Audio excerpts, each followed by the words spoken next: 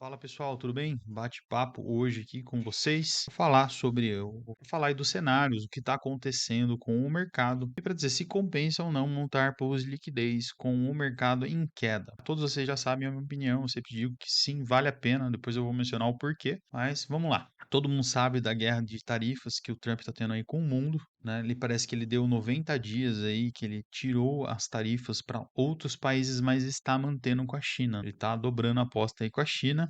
E isso se confirmou hoje e o mercado agora deu uma respirada, deu uma leve alta. Então parece que realmente ele retirou as tarifas dos outros países e está mantendo somente aí em cima da China, pelo menos o que eu pesquisei até então. E tudo isso, pessoal, ocasiona movimentos no mercado que eu chamo de movimentos irracionais, né? São movimentos que não têm racionalidade, é puro medo ou puro euforia. Então, é uma vontade imensa de comprar ou um medo gigantesco que faz todo mundo sair vendendo. E aqui no Bitcoin, eu já tenho essa região aqui traçada tem muito tempo, pessoal. Falei aqui da região desse volume e deste volume aqui para vocês. Deixei traçado esta região aqui. Falei que era uma região importante que poderia voltar a fazer um teste, uma captura de liquidez. E de fato, o mercado fez um movimento aqui que a gente chama de fez um movimento que a gente chama de shakeout, é para tirar tanto comprador como vendedor da jogada, para depois ele fazer de fato um movimento. O que me chama a atenção, isso aqui. O que me chama a atenção é este alto volume. E alto mesmo, tá, pessoal? Podem olhar aqui os volumes anteriores, mais ou menos o mesmo volume, ó, ou até maior, desta absorção que ocorreu nesse fundo aqui em agosto de 2024, que segurou aqui o preço do Bitcoin e após isso o Bitcoin retomou a alta. Então aqui entrou um grande player, né, ou vários players, baleias, compraram Bitcoin e o preço disso depois lateralizou e acumulou e explodiu, subiu, né? Seguido aqui de ignição de volumes desta região aqui que eu comentei que é o que deu o start da alta. Aqui foi a absorção, aqui deu o start da alta. Eu vou traçar aqui para vocês. Já falei isso diversas vezes em vídeos anteriores. Então, essa região aqui, ó, era muito importante. Sempre comentei, não poderia perder esta região. Perdesse, começasse a trabalhar abaixo. Se perdesse essa região, seria um sinal que este comprador já saiu da jogada, não está mais no jogo. E o que aconteceu? O mercado veio aqui em cima dessa região, testou uma, testou duas, três, quatro e agora está tendo essa retomada. Pessoal, vai retomar alta ou não? Não sei, eu não posso ser leviano e falar, não, agora está tudo bem e vai, né? Não tem como a gente adivinhar para que lado o mercado vai com todas essas notícias. Eu não sei se amanhã o Trump vai falar alguma coisa, eu não sei o que pode acontecer no mundo de guerra ou não, não pode ser se a Europa fale alguma coisa ou não, enfim, eu não sei, e tudo isso, todos esses ruídos mexem com o mercado e trazem movimentos irracionais que são impossíveis de prever. Porque eu sei que eu vou traçando os meus alvos e eu tenho aqui minha análise técnica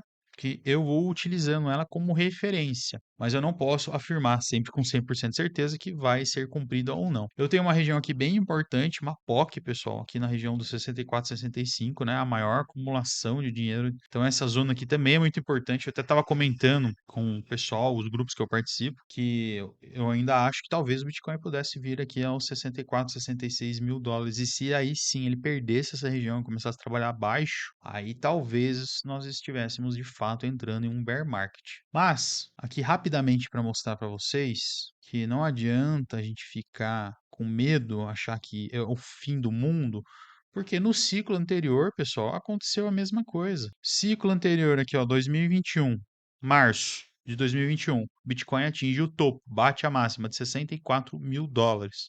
Após isso, Bitcoin do topo a este fundo cai cerca de, vou arredondar aqui, 55% de queda. Pra depois lateralizar e explodir e aí sim pegar, bater a máxima, tá? E aí só depois disso nós tivemos o bear market, entrou em bear market. Então ele fez uma correção de 55% anteriormente e agora nós estamos tendo uma correção de incríveis, da última vez que eu vi era 30%. Vamos ver aqui. Chegou nesse fundo aqui, 32%. E tem gente que está achando que é o fim do mundo. Então no ciclo passado nós tivemos uma correção de 55%. E agora, até então, uma correção de 32%. E tem gente que está achando que é o fim do mundo, que o Bitcoin já era, acabou. Então, Cuidado, ruído de mercado sempre vai existir. Mercado financeiro, desde que é mercado financeiro, sempre teve notícias, coisas que trazem aí um pânico no mercado. Todo mundo vende, vende no fundo e o big player compra dessas pessoas. E aí a pessoa quer comprar topo. Então tava todo mundo confortável em comprar cripto aqui, quando o Bitcoin estava na faixa dos US$ 100.000, e agora ninguém quer saber de Bitcoin, tá todo mundo com medo. E agora tá todo mundo com medo e ninguém quer comprar Bitcoin nos preços aqui, que, ao meu ver, são um desconto temporário. Isso não significa que o mercado não possa virar e vir aí para bear market e voltar abaixo dos 50, US$ 40.000 ou até mesmo aqui, pessoal, nessas regiões dos 27 e 20 e poucos mil dólares, que ao meu ver não me faria mal, eu compraria do mesmo jeito. Mas eu entendo que de repente aí muita gente comprou aqui no topo, na euforia de mercado, e agora está com medo do Bitcoin vir aqui para esses preços e de repente ver o seu patrimônio ou o seu dinheiro que investiu aí virar menos da metade, 70, 80% de queda, às vezes até mesmo 90%, que pode acontecer no bear market, tá? Esse é o ciclo do Bitcoin, de 4 em 4 anos, ele atinge uma máxima histórica, entra em bear market, depois acontece o halving, e aí após o halving, um ano depois, o Bitcoin tende a explodir, né? Porque a demanda continua, mas a oferta diminui. E por que eu estou falando tudo isso, pessoal? Porque as pools de liquidez são criadas justamente para você não ter que ficar na frente da tela do computador tentando adivinhar um topo e um fundo, qual que é o momento de compra e qual que é o momento de venda. A pool de liquidez, na verdade, ela, ao meu ver, é um instrumento para você tentar comprar e vender os seus ativos em bons preços. Então, você estipula a zona, né? Então, para quem não sabe, pessoal, uma pool de liquidez, a gente escolhe um range de um ativo. Então, por exemplo, se eu estivesse pegando o Bitcoin, que estivesse criando aqui agora um range para oferecer liquidez, seja com US$ 1, US$ 100, US$ 1.000, 10.000, 100.000, 1 milhão, tá? Isso é indiferente. Você vai selecionar um range.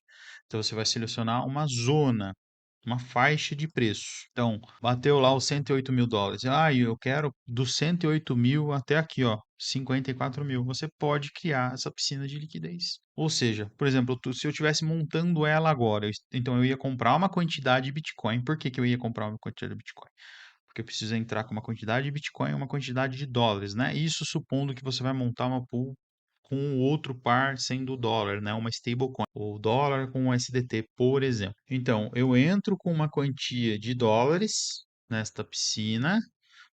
A partir desse ponto, se eu estivesse montando agora, onde se o Bitcoin começa a cair, eu vou utilizando esses dólares, eu vou comprando até quando? Até esse range que eu escolhi. Fictício, né? Aqui do exemplo, que seria esse fundo, US$ 54.000. E aqui eu iria, como eu comprei um pouco de Bitcoin agora para montar essa piscina de liquidez, se o Bitcoin continuasse a subir, eu ia vendendo essa quantia de Bitcoin, né? Tudo isso, pessoal, é o contrato inteligente que faz. Você seleciona, você estipula. Então, eu estou fazendo um preço médio de venda do meu ativo e um preço médio de compra do ativo. Então, essa, na minha visão, é uma das ferramentas, umas melhores ferramentas, porque se o mercado continuar caindo, eu estou comprando o Bitcoin conforme ele está caindo, eu estou comprando cada vez mais barato, mais barato, mais barato. E se ele volta a subir, eu estou vendendo ele. E nisso eu estou gerando as tão famosas, queridas taxas, que o pessoal chama de renda passiva, mas não é uma renda passiva de fato, né? Porque depende aí de diversos fatores, do tamanho do seu range, da volatilidade do mercado, por quanto tempo vai ficar no seu range. Se você montar um range muito grande, vai gerar muito pouca taxa, né? Isso depende também do valor que você coloca, enfim.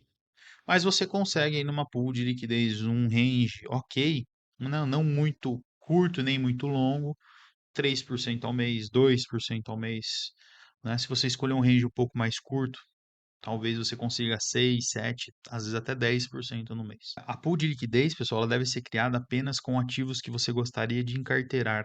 Então, eu, Yuri, eu só faço pool de liquidez com ativos que eu considero bons, que eu gostaria de comprar e ter na minha carteira para segurar por um longo prazo. Então, Bitcoin é um deles, Ethereum é outro. Solana é um outro ativo que eu gosto. Aave é um outro ativo, já comentei aqui. Aave para mim é Um protocolo muito interessante, porque se assemelha muito a um banco, mas ó, sofreu. Eu venho fazendo pool aqui desde os $320. Eu tô fazendo pool, injetando dinheiro e fazendo pool.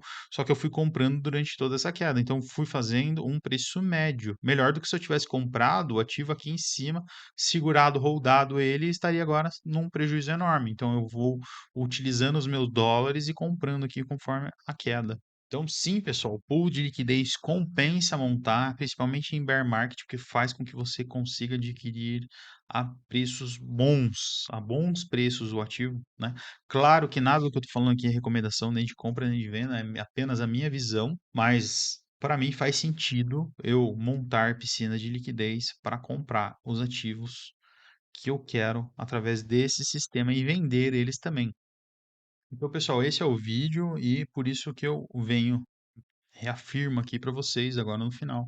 Sim, compensa montar pools de liquidez, mesmo com um mercado em queda, tá? Eu vou mantendo as minhas posições, minhas pequenas posições aqui, né? A maior parte do meu capital está aqui na Aave, alocado de outras piscinas que já saíram no range, e eu vou mantendo aqui, e conforme o mercado vai caindo, eu vou adicionando mais dinheiro, né, novos aportes, eu vou criando novas piscinas de liquidez, e vou comprando sempre em bons preços e gerando as taxas. Às vezes a gente gera mais taxas, às vezes a gente gera menos, né? Anteriormente, se vocês estivessem acompanhando aí, a minha piscina do USDC estava dando 20, $30 toda semana só de taxa, né? Uma loucura, estava maravilhoso. Agora caiu, agora também está com um valor menor, mas enfim, na minha visão, compensa, tá bom? Pessoal, era todo esse recado que eu queria deixar aqui para vocês, mostrar que não é o fim do mundo, que o mercado está aí, ele vai continuar, e é isso. Muito obrigado a todos vocês que me acompanharam até aqui e até o próximo vídeo.